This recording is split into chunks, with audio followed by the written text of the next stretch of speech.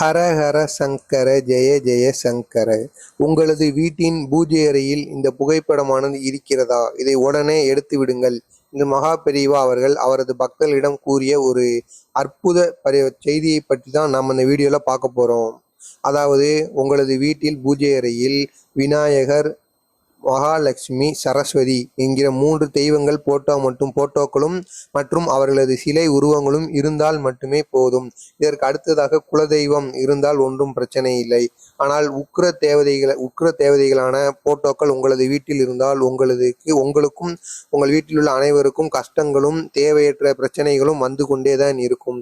அதாவது காரி உருவத்தில் இருக்கிற போட்டோக்களும் மிக கோபமாக இருக்கிற போட்டோக்களும் இருப்பது மிக மிக உங்களுக்கு பிரச்சனைகள் வந்து கொண்டே இருப்பதற்கு வாய்ப்புகள் அதிகமாகவே இருக்கிறதாம் என்று மகா பெரியவா கூறியிருக்கிறார்.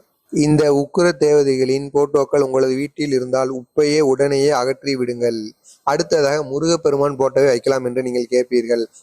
முருகன் தனியாக இருக்கும் போட்டோவை உங்கள் வீட்டில் வைக்கக்கூடாது.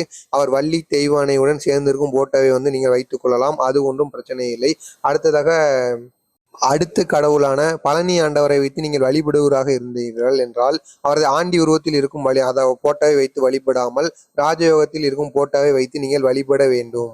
அடுத்ததாக வீரனார், ஐயனார், முனீஸ்வரன் போன்ற ஆண் தெய்வங்களின் போட்டோக்களை நீங்கள் வீட்டில் வைத்து அவர்களை வழிபாடு செய்வது மிகவும் நல்லதல்ல. இவர்கள் இப்போ கூறிய 3 பேரில் உங்களுக்கு யாரேனும் குலதெய்வமாக இருந்தால் அவரை வீட்டில் வைத்து வழிபடலாம். அதில் ஒன்றும் பிரச்சனை இல்லை.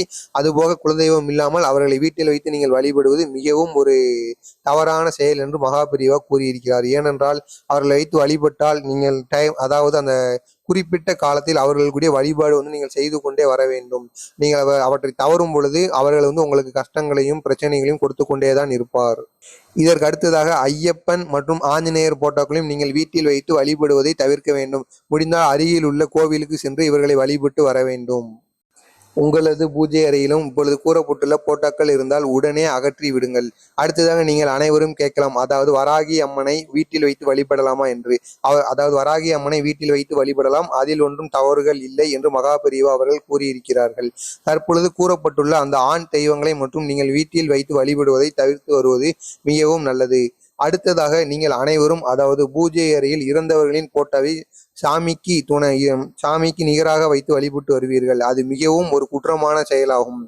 ஏனென்றால் இறந்தவர்களே சாமிக்கு நிகர் ஆக மாட்டார்கள்.